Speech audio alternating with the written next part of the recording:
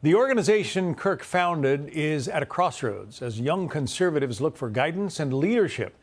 How does the Turning Point USA move forward, and what role could it play in shaping the next generation of conservatives? Fox News contributor Joe Concha joins us now. Joe, we've heard the numbers, more than 18,000 requests for new chapters at high schools and colleges across the country of Turning Point USA as a result of Charlie Kirk's assassination. It's hard to imagine that there could be a good, a silver lining to this horrible result. But I imagine Charlie himself would be proud of those numbers. Oh, absolutely, John. I mean, two positive things have come out of this, to your point, otherwise horrific and disturbing and shocking moment in our nation's history. The fact that Charlie's wife, Erica, will take the reins at Turning Point USA. So the direction of this powerful movement that Charlie started at just 18 years old from scratch. Think about how huge it is now when this guy is still a teenager. That will be decidedly in great hands with Erica running things there. And then, as you said, the most incredible number you'll ever hear, despite Charlie being taken from us 10 days ago, 18,000 new chapter requests. I mean, that is incredible when you consider what this will do as far as this movement is concerned moving forward. So overall, though, John, I think we're going into a pretty dark place. I mean, there are three things here that are happening, and none of them are good as far as what younger people are exposed to in this country.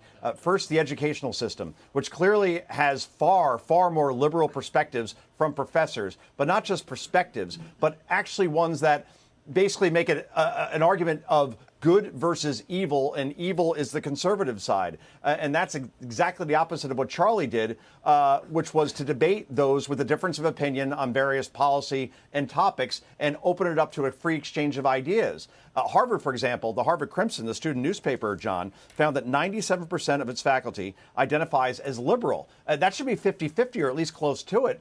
And Harvard is considered one of our most elite, if not the most elite, and coveted educational institution to attend. And yet that's where they're going as far as pushing one perspective in one direction to students. And then there's the gaming aspect. I mean, not all gamers, obviously. We all grew up playing video games on some level, I'm sure. I was more of a Pac-Man guy myself. But one has to wonder if Tyler Robinson, the guy who executed Charlie Kirk, if he saw Charlie more as an avatar than a human being, a father of two, a loving husband, a son of an only child. And then finally, there's social media, especially sites like Blue Sky, which is as toxic and hateful as anything you'll see from the left, where you could find thousands upon thousands of posts and videos celebrating Charlie's murder. So this toxic brew, they're not going to be taken away. They're not going to go away. So I'm afraid things are probably going to get worse before they get better, John. I mean, we just saw that last night, an armed person entering Charlie's funeral procession, in essence, in Arizona. God knows what he was planning to do. An ABC affiliate was shot up in Sacramento, which had nothing to do with anything. Yeah. It was just disturbing stuff, and it's hard to see how the temperatures are only going to cool down when it seems like with the animosity we see online, they're only going to get hotter. I hate to say it, but it feels like we're going in that direction. And then there are, members of the U.S. Congress, 58 of whom, I believe that's the number, refused to vote. In fact, they voted against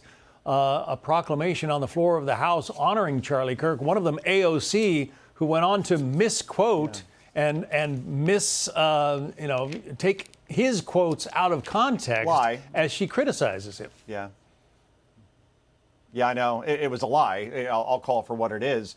And look, AOC would never, ever have the courage to go to a campus like Charlie Kirk would with predominantly liberal students and say, the people that disagree with me most, I want you to come to the front of the line and let's debate this first. She will never do that. She never goes on Fox. She never does a tough interview. And now, when Charlie's not here to defend himself after, again, he was assassinated, then she is mocking him and lying about him on the House floor of Congress. It is despicable. It is sick. And now she wants to run for president of the United States, reportedly, is from what we're seeing. All right, good luck with that. If you're a Republican, you will embrace that, because this is somebody who has no interest in bringing people together, but only to divide. And between AOC and then what we saw to Rashida Tlaib using that F word again, fascist and calling all Republicans fascists. Good for Byron Donalds, the representative from Florida, who says, do I look like a fascist to you? And she lost her mind. So if Democrats want to go down this road of disgracing Charlie Kirk